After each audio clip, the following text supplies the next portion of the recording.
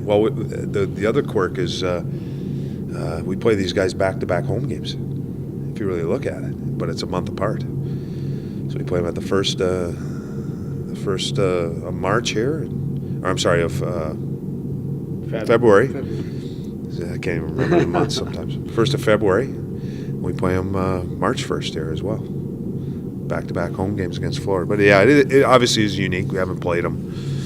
I've had a chance to watch them a little bit just because my relationship with Peter Horachek, just watching to see how their team's doing and how he's doing. And so I have had a chance to watch him play. An important game before this trip. I mean, I think you look at this whole stretch of home games, but certainly you want to get those points in that last one before you go out. Well, every game's critical right now. Every game's important. You know, when we finish up here next week in San Jose, we've played 29 at home and 29 on the road, I believe. So it leaves us with 24 games left. 12 at home, 12 on the road, and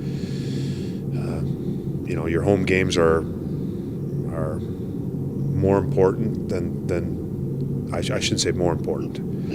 Every game's just as important, but it's obviously it's more beneficial as far as helping your team to play at home, which puts more of an emphasis on winning those games at home because it is hard to win on the road. So yeah, we want to take care of the game tomorrow. Really important game, and then get ready for a tough road trip ahead of us. Todd, the game last night when Nicky took on a pretty big young kid there, the Caps, you mentioned in the post-game presser, there was certainly a palpable reaction from your team. How big was that? It was a big point of the game. I think the reason why Nicky did it is he was the guy who hit Nikitin earlier in the game, and I think some of the guys on our bench obviously didn't like the hit, and it was just Nicky standing up for a teammate. And it goes a long ways as far as creating some emotion in a game and also bonding your team. Was that a good job, don't do it again kind of thing? Well, it was a good job. I never said don't do it again. You always want your teammates. Regardless of situations, they have to have each other's back. You got to be looking out for one another. And I would hope that if something similar happened to Nick Foligno, that somebody on the team would be willing to have his back. That's a different reaction from the last time Foligno took a 10-minute. Well, to me, that was a whole different set of circumstances and how it all went down. When we talk about team chemistry, those are the moments that add to and help create good chemistry, right? It can. Again, I think we've built. This team's been working together now for 50 some odd games, and it's another little thing that I think should add to that. What's David Savard? You know what? I haven't talked to anybody yet today. We had our meetings today. I've been kind of running around. I haven't had a chance to talk to Mike Vogt yet. David skated today, and I haven't had a chance to talk with any of the coaches. But everything I got yesterday from the coaches and from David himself, that he was feeling much better. Has Golubev kind of acquitted himself well in that spot? Yeah, he's done a decent job. Again, there's a turnover early in the game that concerns you a little bit about just a puck into the middle of the ice. But I think after that he settled down and he was good for us. How hard is it for a young guy? You talked about Savard last year being kind of overwhelmed. How hard is it to come up and almost literally be playing playoff games at the NHL level? It's an adjustment, but these guys have also been playing at the American League level, so it shouldn't be that big.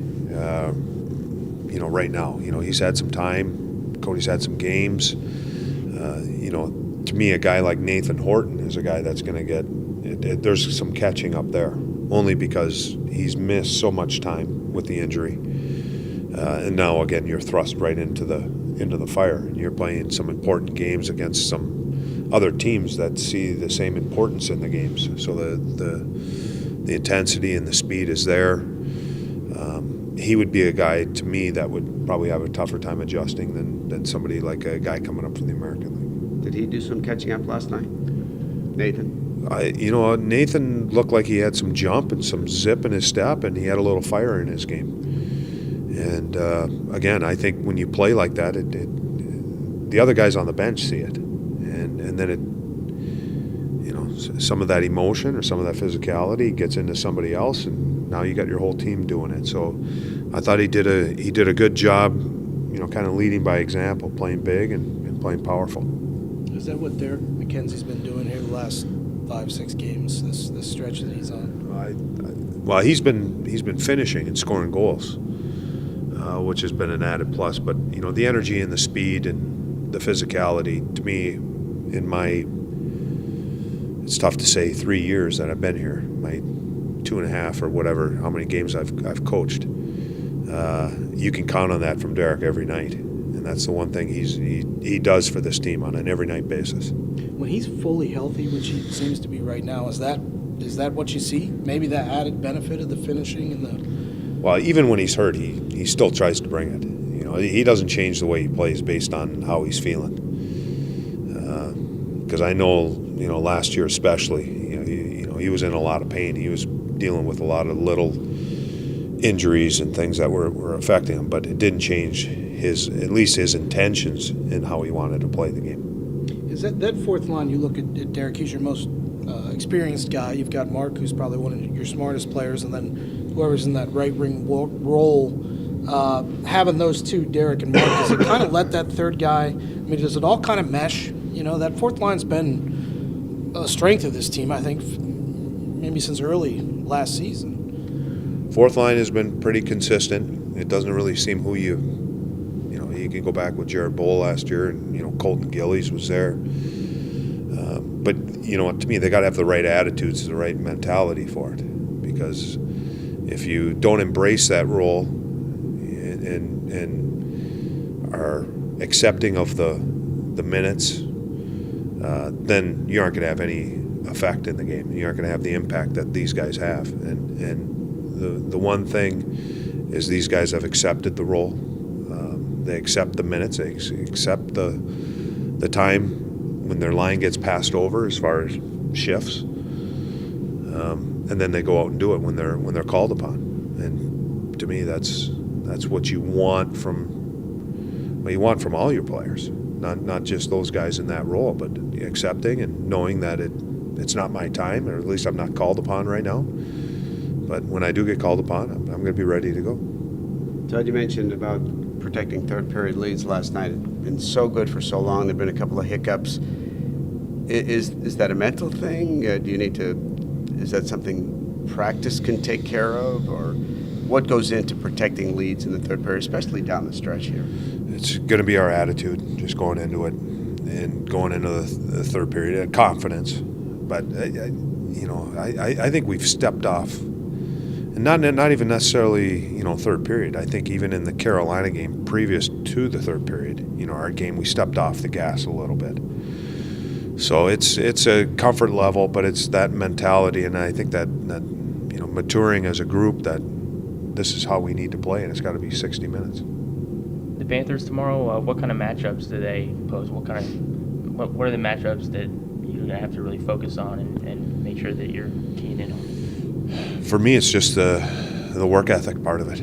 They're going to be a team that is going to come out and work, and we better be ready to match their work and their energy. It's to me pretty simple. I mean, Washington posed some different problems just with their skill set up front and the danger of them making a play, and it doesn't mean that Florida doesn't have that, because I've seen them tic-tac-toe a couple plays, and I've watched Bukestad go around somebody and score a goal, so they can do it. But the one thing that we got to be prepared for them is a work ethic.